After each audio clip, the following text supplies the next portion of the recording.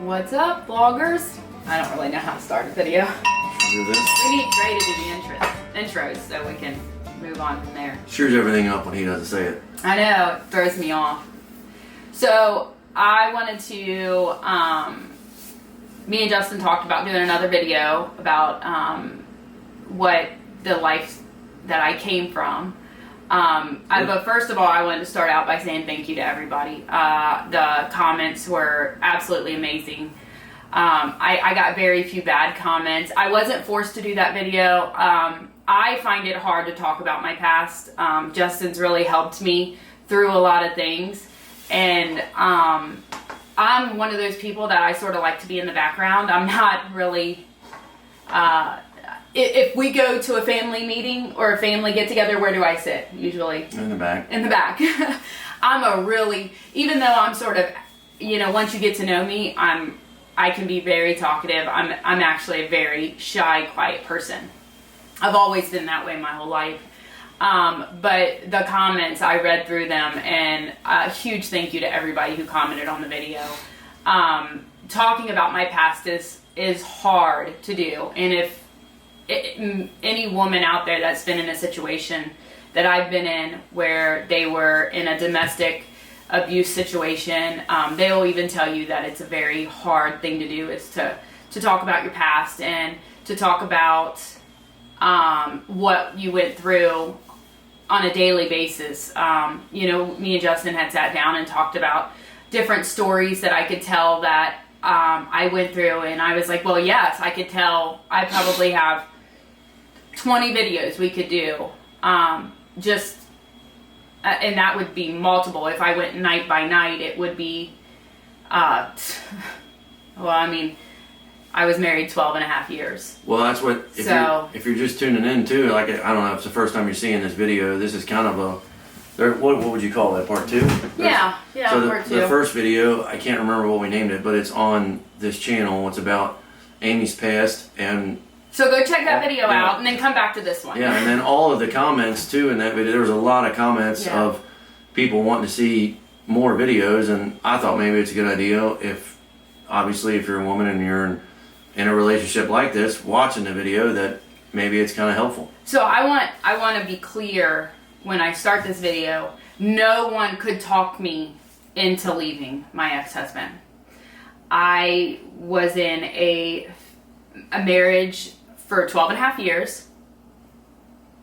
I was in an abuse situation for probably 7 years, but I was verbally abused from day one. I was 129 pounds. I'm 5'8", so 129 pounds when I married him, and I was fat. I was ugly. I was never good enough.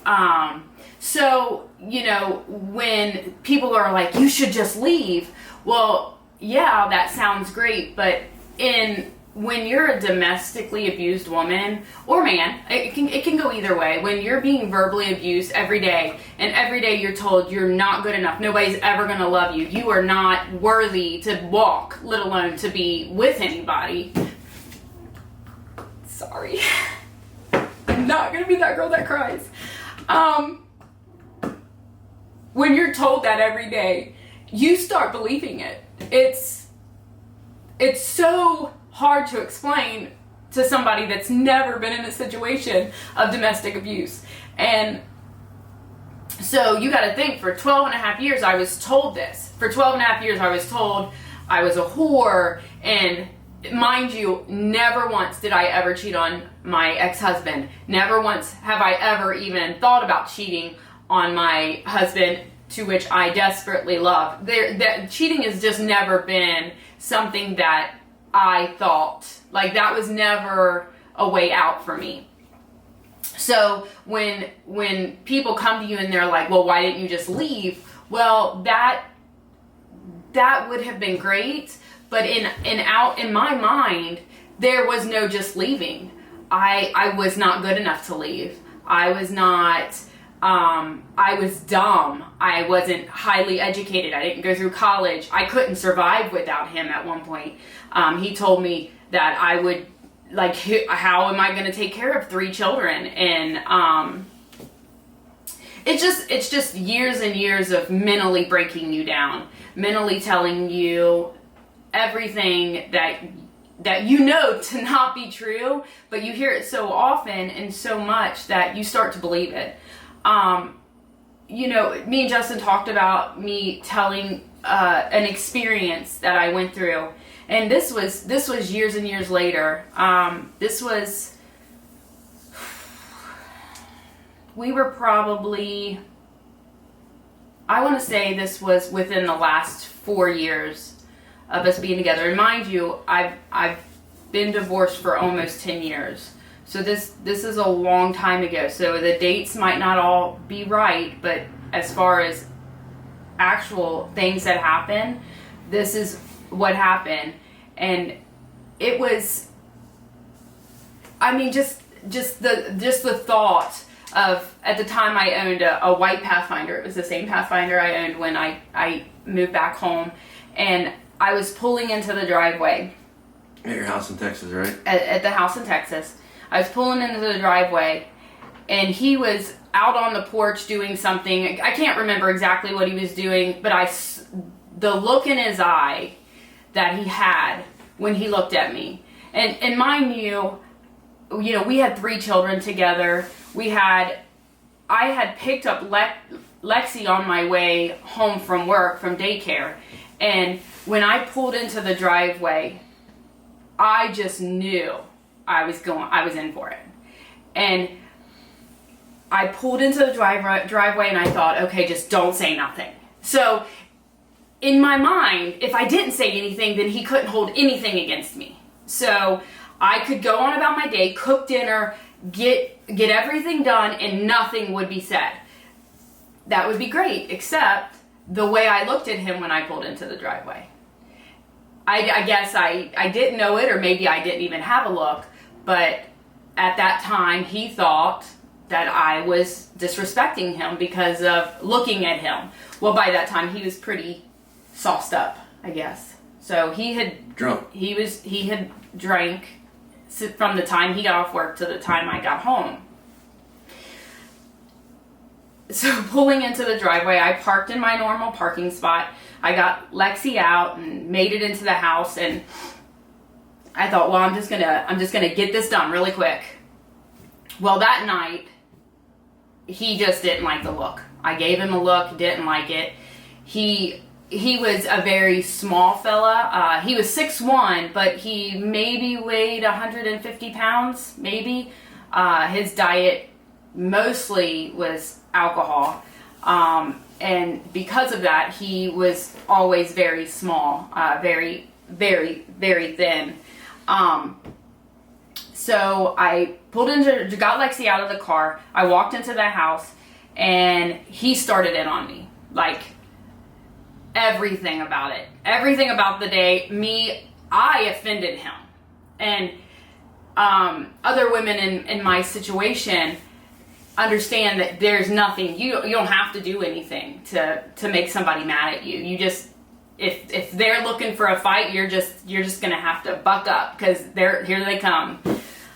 So I did what I needed to do. I sat down, I had the TV playing. Well, the TV made him mad. So he took all the remotes out of the house and he burned them in the front yard. And I swear to you, I probably called the TV company 3 times and had them send out new remotes, because he would, if I turned the TV on, it would make him mad. Which was sort of stupid, because it was like cartoons or something like the kids would want to watch. Well, he didn't think the kids should be watching cartoons. He thought they should be outside, which was fine.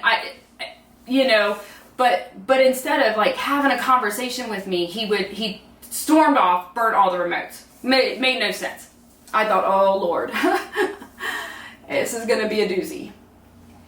So that night was the night that he broke the bedroom window. I barricaded myself and the kids in like the master side of the house, the master bedroom of the house, regularly. He scared me, and I don't like to give anybody that kind of power over me, but I was scared. For some reason, how our house was, I know I'm rambling on and I probably should just shut her down. How our house was, we had an electric box inside the house. It was a really strange setup. So we had the electrical panel inside the house, but then there was an external main, I guess for the electric company, but there was no lock on it. Does that make sense? Mm-hmm. And I don't know why there was no lock on it. But it's not like that around here in Kentucky, but maybe that's normal in Texas. I don't know. Maybe. I feel like at one point there was a lock on it. I don't know if he had cut it off that night. Well, me barricading us into the bedroom. So wait a minute. So you cooked dinner? Yes. And then how did you get from there to the bedroom? There was a blank spot there. Well, that blank spot was screaming and arguing and seeing him get drunker and drunker. And he never physically hit me when he was sober. It was the strangest thing. It was like I was married to 2 different people. So he would wake up in the morning totally normal, which I think I said in the last video. But then at night, it was a totally different human. It was a monster, essentially. So it was cooking dinner and trying to avoid eye contact and trying to avoid saying anything. And then I didn't get home. I didn't get off work till 5. So I mean, it was 5:30 before I would get home, 5:45. So by the time I would get Lex and get back home, I mean, it was late enough to cook dinner and then start shutting it down for the night because I had to get back up and go to work the next morning. So I barricaded us in, and I know that doesn't seem right, but there was a lot of yelling in the process. There was a lot of, you shouldn't have looked at me that way, or you shouldn't have said that, or whatever. There was, you wanted me to tell a specific story. I mean, there was a night where... Was that night with the window that broke? Is that the story you're telling? So, well, you were asking me, like, things that happened to scare us. Before I would start barricading myself in, a lot of things happened to lead up to that being that scared, which was like, he would pick up the dining room table and throw it. Not the whole table. I don't want to sound like he was Superman, but when you're drinking, you do stupid things. Like, he took it from one end and just flung it across the room. There was one night where he took a glider. I don't know if most people know what a glider is, but it's got a wooden base, two wood things here, and it sits on it rocks back and forth, but these stationary pieces never moved. Mm-hmm. Do you know what I'm saying? He picked up that glider and slammed it down across my foot and broke the bones in my foot. And so those were things that he had done to me that I knew that if I didn't get into the bedroom with the kids, I was going to get hurt. So this particular night, he went over to the bedroom side window, which the house was sort of weird. It was set up almost in like the shape of a T. So the living room was here in the garage.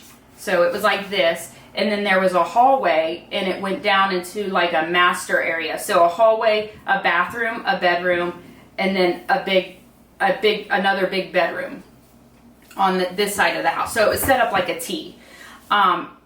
This corner of the T, where the living room was, there was an entry door on the back side of the house. It was a real odd setup. And this whole line here was all windows. So there was like 3 big windows that lined the master bedroom. He got mad because I locked him out and I shoved the dresser up. And so he broke this end window. Well, thankfully he stopped. He didn't break it all the way through. He just broke it enough to spider it out. So that night, he goes over, knowing that I was scared to death of the dark, he goes over and shuts the main house breaker down. Well, this particular night, Lexi was sick, and she had puked all over the bed. Like, all over the bed.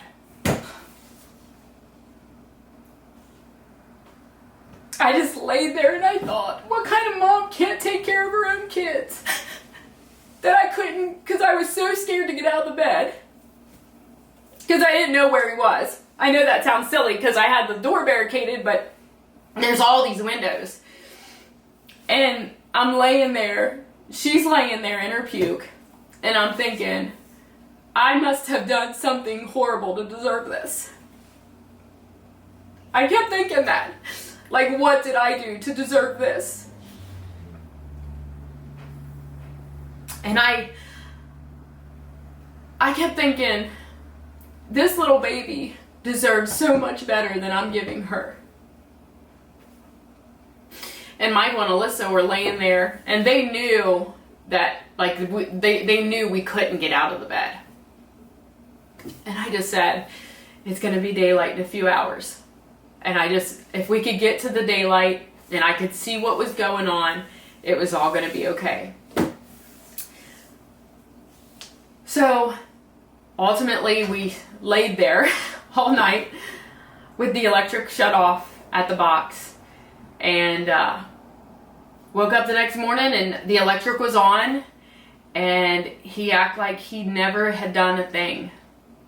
He acted like nothing had happened. And I thought to myself, I'm not going to spend another Christmas with him. Every year, every year I would think that we'd be coming up onto a holiday and I'd go, I'm not spending another holiday. I'm not spending the next holiday. And you just, before you know it, you're there 12 and a half years. And you start becoming a robot. You start just doing what you think is right. Or you just stay because you don't feel like you can go anywhere else. You don't feel like you have anyone to talk to.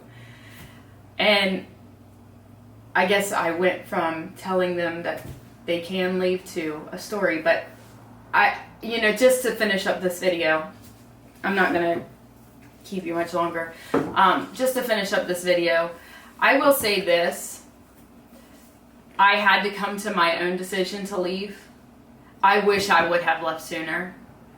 I wish it wouldn't have taken him hitting my son or him smearing dog crap on my daughter. I wish it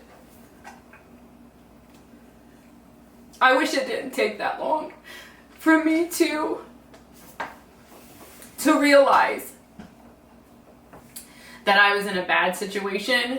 I wish I wouldn't have left the decision to the kids. I wish I would have just made the decision as a parent. And if I can say anything to anybody out there that is going through something like this, number one, don't watch this video with them. This video will tick most men off that are domestically abusing women. But get out before it's too late. Get out before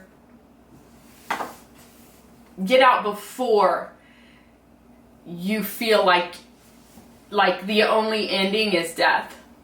Because I am gonna be honest with you, he told me for years I would never find anybody. I had 3 kids. You're never gonna find anybody to love you. You're not worth anything.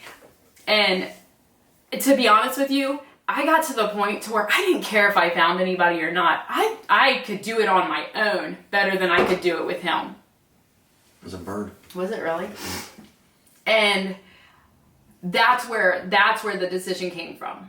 That decision, from that day forward, I did not care if I found somebody. I just didn't care anymore. If I wasn't worth anything, then I wasn't going to be worth anything all by myself. And I was okay with that. Because I was going to be the one raising my kids. I wasn't going to end up in some funeral home or 6 feet under where somebody else was raising my kids. And that's what it took for me. I got lucky finding Justin. And it wasn't intentional. We didn't run into each other, and it sort of just worked out. And, but it wasn't there was nobody told me. I don't know how to say that. It took me to leave. And if I could tell you anything, don't be somebody else's ending. Be your own ending. Be your own, finish your own book. Don't let a man decide how your chapter is going to end. Not an abusive one. And I'm not talking about, disagreements. Me and Justin get into fights all the time. Not, disagreements on how, should I ground this kid or, normal stuff. Not those kind of arguments. I mean, don't let a man that's abusing you end your book for you. You be the writer of your own book. And now I'm gonna shut up because I have talked this whole video. Well, that's fine. That's what when we first got together, I've always been the one. I like to hear both sides of the story, and so I listen, to everything that she was telling me, and I don't really like hearing about the past because all it does is, make you mad. And but the more we were together, the more I heard, and when we first started dating, there was obviously something different about her that, you obviously tell she had been through something because she was very, very screwed up. Not in a bad way. I mean, just kind of broken. And I thought, well, there was a lot of signs here and there that stuff. We went to her mom and dad's church one time when we first got, 8 years ago, 9 years ago. And we were in the Pathfinder, and I was driving, and her coat was in the passenger seat, and she was talking to her sister, and how'd that work? I rolled the window down, and then she went in to get in the car, and I took the coat, and I just threw it out my window over the top into the grass. It wasn't raining or anything, it was nice out, and threw it into the grass, and she started crying, and I'm like, what in the world? I asked her about that later, and I guess he had... did he burn your clothes, or he had your clothes out in the front yard, or he did something, got rid of all her clothes or whatever, and that struck a chord. And well, when you grow, nothing belonged to me. Well, no, what I'm getting at. Right. Well, and I want to explain because that was a big thing for him was I didn't own anything. Like there was nothing that I owned that was sacred that he wouldn't damage, and I think that's what struck. Oh, we actually get into arguments over that to this day. Like she worries about if this is in her name or this is in or she bought this or this. I'm like, I don't everything that I have, she has. Like I'm not. I don't know. I'm not like that. Everything that's mine is hers. So, but it was anyways. What I was getting at with that story is that I honestly didn't believe her at the beginning. I mean, I did a little bit, because I've heard other stories from girls that I dated as, this was abusive or, this guy did this and, yeah, whatever. This is a guy's perspective, my perspective anyways, what happened. And then like that would happen with the coat deal. She started crying. And then what really, really turned it on is that, growing up, my parents are still together. And mine. And hers, but I don't know how it is to be grown up in a relationship where your parents got divorced and a normal divorce, and then the other two your parents get remarried again. I don't know how that is, but for me growing up, my dad is always dad, and my mom is always mom. If they got remarried, I wouldn't call the new person mom or dad. That's how I am. But when we first got together, it was like, how old was I? 24. I was 24. And I think Michael was like 11. And Alyssa was like just turned 10 or something like that. And Lexi was 3. Mm-hmm. And they, this is like, what was it, like a month of being together or something? They started calling me dad.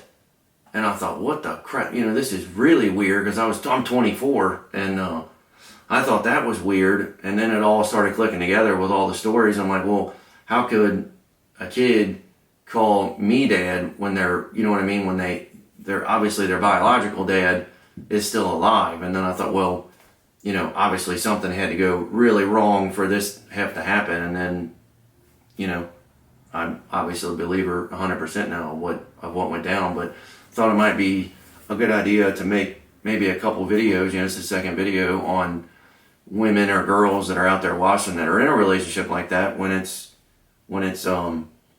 you know, time to leave. I've never been in anything like that, so I have no idea what it would be like. Even maybe there's guys out there that are in relationships like that, but I don't really know. I mean, I guess there is guys out like they're in relationships like that, but I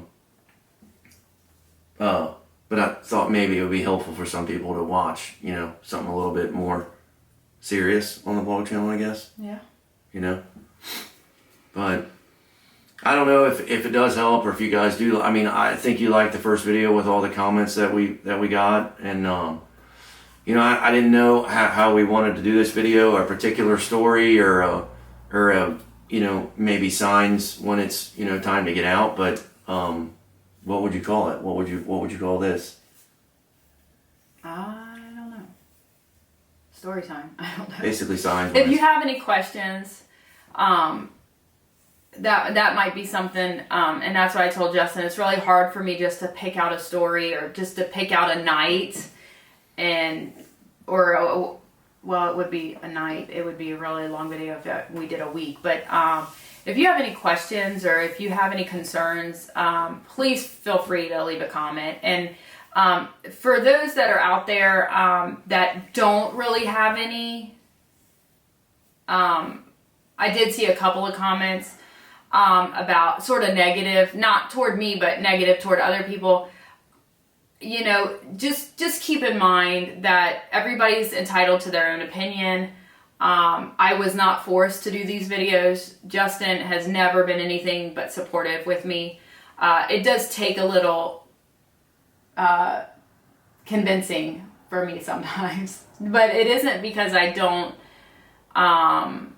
It isn't because I don't want to do the videos. It's got more to do with me being a sort of a shy person. I talk a lot behind the camera, but as far as being in front of the camera, it's really uncomfortable for me. But, you know, and the people that are, you know, being mean to somebody else in the comments or even in this world, you don't know what their shoes feel like to wear until you have them on your own feet. And a lot of people, even within the last 9 years, that have been sort of mean to me, different, you know, people and families and stuff, they didn't know. And I don't hold things against people, but I'm not like a victim person. I don't like people thinking of me, and that's why I don't really tell my story a ton.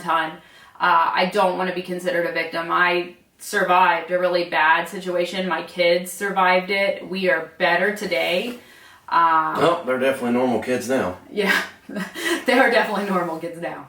It was weird when we first started dating. The kids were, I mean, it was, you know, the first time I went over her mom and dad's house. I mean, we could go on forever. There's a bunch of different stories. Yeah, we better cut it dry. But here. If you guys want to hear more, maybe just leave a comment down below. But you definitely don't gotta worry about Amy, because there's a lot of precautions if that clown likes to show up at the house. So I really would like him to show up at the house because it would be a really great experience to meet him. Would it? Yeah. I don't think it would be so great for him. So, but don't worry about Amy's safety for sure, because she is. I'm safe. I feel safe. I don't have any worries on that. But y'all like, share, and subscribe. Definitely leave a comment. If you have any questions, send it. We might do a Q&A if we got enough questions, I guess. If there was enough questions out there for me. Yeah, make sure you're following us on Instagram, and if we do that, then we can put that out on Instagram and then read your questions from there. Yeah, so definitely follow us on Instagram. So if we get enough questions, Justin might just send out an Instagram.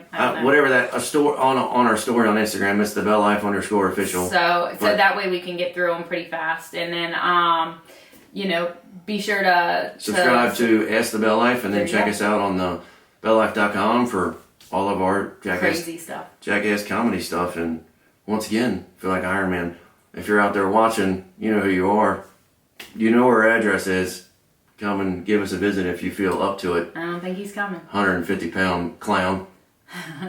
And I've seen pictures of him, and he's very. I know it's different than the situation nice. that she's in. Why would I be nice? No, I mean be nice. The situation that she was in is different, obviously. But me, outsider looking in, I think, well, Hoss would definitely scare him off because Hoss weighs more than he does, and then. Stop. And then I would do my best to scare him off, and then we would go into the safe, and then that would really scare him off, and then if that we didn't don't work, have to worry about that. Me and Trey could definitely, I think, 350 pounds of meat can handle 150 pounds of meat. So you all have a blessed day, and thanks again for watching. Wait, no, that's not 350 pounds. That's 500 pounds.